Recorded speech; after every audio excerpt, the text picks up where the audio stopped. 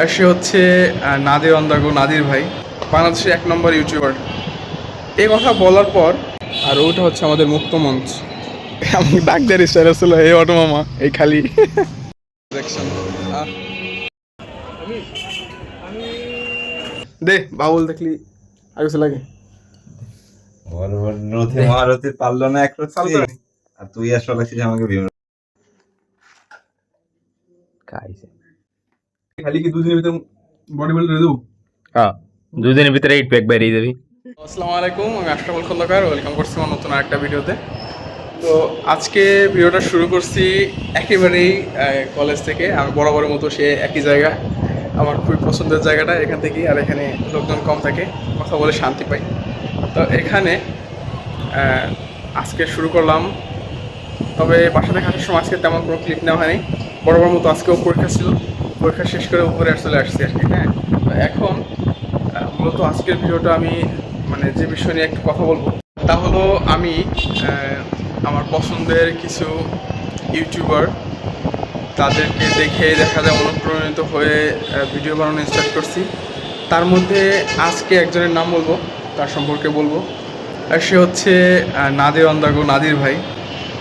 ওনাকে অনেক অনেক বছর আগে থেকেই মানে ভিডিওগুলো দেখি ওনার। তো আমি ফেসবুকে কয়েকদিন আগে একটা ভিডিও দেখলাম, যেখানে মালয়েশিয়া থেকে নাদির ভাই হচ্ছে ব্রুনাই দিকে হয়তো বা যাইতেছিল। তখন একটা বাংলাদেশি ভাই ওনাকে দেখে ওনার সাথে একটা ভিডিও বানায়, বাট শুধুমাত্র তাকে দেখাইছে আর হচ্ছে একটা কথা বলছে যে বাংলাদেশের 1 নম্বর ইউটিউবার। এই কথা বলার পর রীতিমতো এতটুকু একটা শর্টে বা তার একটা চেহারা দেখার কারণে ভিডিওটা ভাইরাল হয়ে যায়, ভিডিওটা অনেক মানুষ দেখে। তাহলে বোঝেন বাংলাদেশে তার জনপ্রিয়তা কেমন, তার কেমন। তো বিষয়টা এমনই। এছাড়াও আমার বেশ কয়েকজন ইউটিউবার মানে পছন্দের ইউটিউবার আছে, তবে দেখা যায় সবথেকে বাংলাদেশের মধ্যে সেরা কন্টেন্ট ক্রিয়েটর বলা যায় আমাদের নাদির ভাইকে। এর পরবর্তীতে আমার অন্যান্য যে ইউটিউবারগুলো আছে পছন্দের, তাদের সম্পর্কেও বলবো, তাদেরকে কীভাবে আর কি তাদের থেকে ইন্সপায়ার পেলাম সেগুলো বলবো। নাদির ভাইয়ের যে বিষয়গুলো সবথেকে বেশি ভালো লাগে সেটা হচ্ছে যে তার কথা বলার স্টাইল জাস্ট মিনিমাল, একদম কম কথা বলে একটা বিষয় এমনভাবে উপস্থাপন করে, জাস্ট 2 লাইন 1 লাইন বা একটা ওয়ার্ড বলে সে একটা পুরো জিনিসটাকে মানে এক্সপ্লেন করে দিতে পারে, যে এমন বিষয়টা। আর তার হাসি দিয়ে কথাবার্তা মানে করা, আর তার ফিল্ম স্টাইল জিনিসটা খুবই অসাধারণ আর কি। শুধুমাত্র বাংলাদেশে না, তার পরিচিতি দেশের বাইরেও আছে, অবশ্যই আপনারা জানেন, এটা বলার কিছু নেই। তো এটাই বাংলাদেশের মানে বেশিরভাগ কন্টেন্ট ক্রিয়েটরের হচ্ছে আইডল বলা যায় নাদির ভাই। তো এই জিনিসটাই বলার জন্য যে ভাইয়ের শুধুমাত্র একটা মানে ছবি দেখা, মানে তাকে ভিডিওতে দেখায় মানে কথা বলছে, জাস্ট তাতে ভিডিও ভাইরাল হয়ে গেছে। আজকের আবহাওয়াটা একেবারে অন্যরকম, একবারে শীতল ঠান্ডা আবহাওয়া। হ্যাঁ, রোদের তীব্রতাও আছে, বাট বাতাসের জোরও আছে। তো বেশ ভালো লাগতেছে, শীতের আমেজ চলে আসছে। আজকে সকালের আবহাওয়াটা বেশ অন্যরকম ছিল, আর এখন প্রায় 12:30 বাজে, একটু চেঞ্জ হয়ে গেছে। সকালে হচ্ছে বেশ মেঘলা মেঘলা ছিল, আর আজকে সারাদিন খুব বেশি পরিমাণ বাতাস, যা উত্তর পশ্চিম দিক থেকে বইতেছে। হ্যাঁ, গত দিনের তুলনায় আজকে কলেজে বেশ ছাত্রছাত্রীদের আনাগোনা বেশি আছে, যেহেতু কলেজে আবার পরীক্ষার জন্য ফর্ম ফিল আপের আবেদন শুরু হয়ে গেছে, যার কারণে সবাই আবেদন করার জন্য বা ফর্ম ফিল আপ করার জন্য আসছে। অনেকেই খেলাধুলা করতেছে এখানে। আজকের আবহাওয়াটা খুবই সুন্দর, মানে গত দিনের থেকেও আজকের আবহাওয়াটা বেশ সুন্দর, কারণ আজকে বাতাস আছে, রোদের তীব্রতাও কম লাগতেছে, রোদ উজ্জ্বল আছে, সব কিছু ভিজিবিলিটি অনেক খুবই ভালো। তো এখানে এই যে এটা হচ্ছে ফরিদপুর জেলা স্টেডিয়াম। হ্যাঁ, আর এই সাইডটা হচ্ছে পশ্চিম সাইড। এখান থেকে হচ্ছিল ফরিদপুর শহরের মেইন পয়েন্টগুলো শুরু হয়। আর ভিজিবিলিটি এত বেশি, খুব দূর দূরান্ত পর্যন্ত একেবারে দেখা যাচ্ছে। আমাদের এখান থেকে উপরে আরও আরেকটা তালা আছে, তো এটা হচ্ছে 8ম তলা বা লিফটের 7 তলা, সেখান থেকে হলো আমি দেখাইতেছি। আর বরাবরের মতো আমি বলি যে আমাদের এখানে প্রচুর পরিমাণ ফুল গাছ আছে। ক্যাম্পাসটা খুবই সুন্দর, আর সবাই চেষ্টা করে ক্যাম্পাসটাকে পরিষ্কার পরিচ্ছন্ন রাখার জন্য। এখানে এটা হচ্ছে ক্যাফেটেরিয়া কলেজের, আর এটা হচ্ছে বিজ্ঞান ভবন। আমাদের আগের প্রশাসনিক কেন্দ্র ছিল এইখানে, হ্যাঁ। আর এটা হচ্ছিল প্রশাসনিক ভবন, ওইখানে হচ্ছে বিজ্ঞান ভবনে কয়েকটাই আছে। আর ওইটা হচ্ছে আমাদের মুক্ত মঞ্চ, এটা হচ্ছে মুক্ত মঞ্চ। এই পাশে মাঠ বেশ বড়, এখানে ক্রিকেট ফুটবল দুটাই খেলা হয়, ক্রিকেটটাই বেশি খেলা হয়। এই সাইডে হচ্ছে যে মাঠটা, এটা একটু ছোটো মাঠ, এখানে বসে অনেকে গল্প করে আর কি, হ্যাঁ। আর আমাদের যে অনার্স শাখা, ওইখানে দুটা বড় বড় মাঠ আছে, আরও কয়েকটা ডিপার্টমেন্ট আছে। আপনারা যদি জানতে চান, দেখতে চান, তাহলে আমি ওখানে গিয়েও ভিডিও করে আপনাদের দেখাবো ওখানকার পরিবেশ বা পরিস্থিতি। আর এই সাইডে হচ্ছে হল সাইড, দেখালাম হচ্ছিল পশ্চিম সাইডটা, আর এখন হচ্ছিল দক্ষিণ আর পূর্ব সাইড। তো এইখানে হচ্ছিল বিল্ডিংয়ের সংখ্যা কম, কিন্তু গাছপালা বা প্রাকৃতিক দৃশ্যটা একটু বেশি।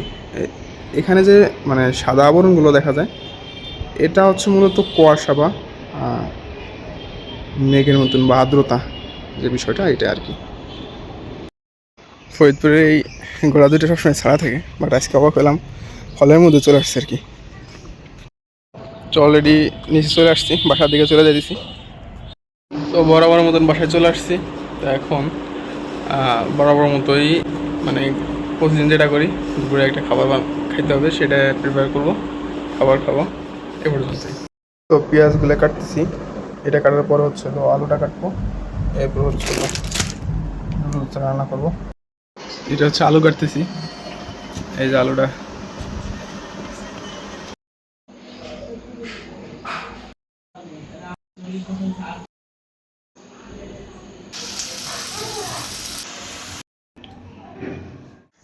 তো এখন হচ্ছিল রাতের প্রায় 8টা বাজে, যাইতেছি। তো এখন যাইতেছি হচ্ছিল বাইরে হোটেলে খাওয়ার জন্য, কারণ রুমে রান্না হয় নাই। তো আজকের আবহাওয়াটা, রাতের আবহাওয়াটা যেই সুন্দর, বলার মতন না, খুবই সুন্দর, পূর্ণিমার চাঁদের মতো, মানে বেশ উজ্জ্বল চাঁদ। আর যাইতেছি আমরা, আমাকে ডাক দেওয়ার স্টাইল ছিল, এই অটো মামা, এই খালি।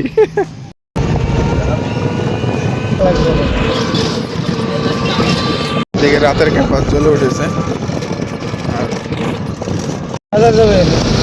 বাজারে 3 জন একসাথে।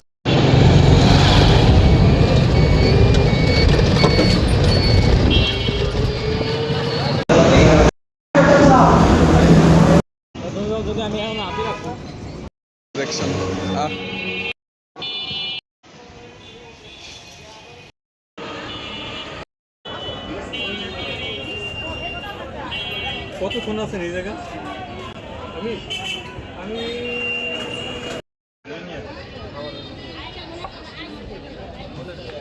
রাতের ফরিদপুর শহর এখন হচ্ছে সবাই যার যার বাসা থেকে মুভ করতেছে, যার কারণে অনেকটাই ভিড় লেগে আছে।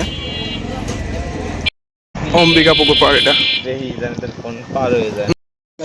তো অলরেডি চলে আসছি, বাইরে গেলাম, খাওয়া দাওয়া করলাম, একটু মার্কেট দিয়ে ঘুরলাম।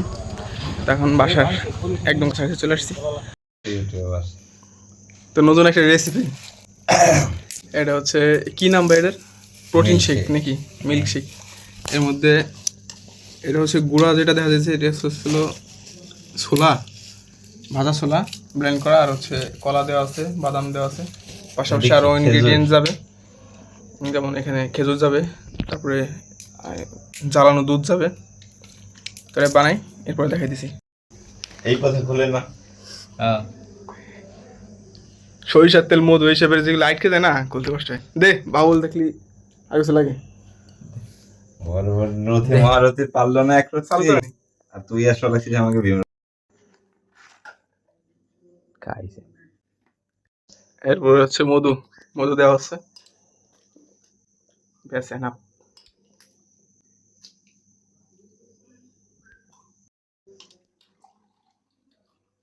পরিমাণ মাপবে। এই যে দিলাম এক দোয়া।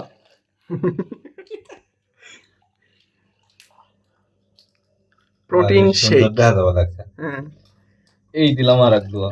যা বানাবো লাগছে, গ্লাস প্রতি তো রেস্টুরেন্টে বা অন্য কোথাও বেচতে গেলে শতেক খানিকটা আনি না।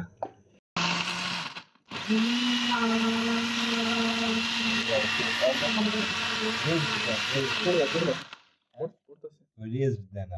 এক্সপেরিমেন্ট। আজকে হলে আমরা সব কটা মরবো। আরে দেখ এক্সপেরিমেন্ট নাকি কিছু কিছু আর আগে আমি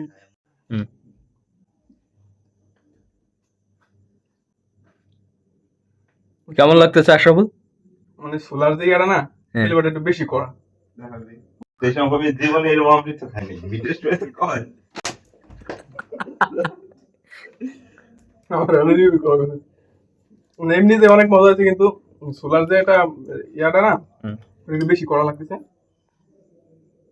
নো ডালেন। তাছাড়া টেস্টটা মারাত্মক হয়েছে।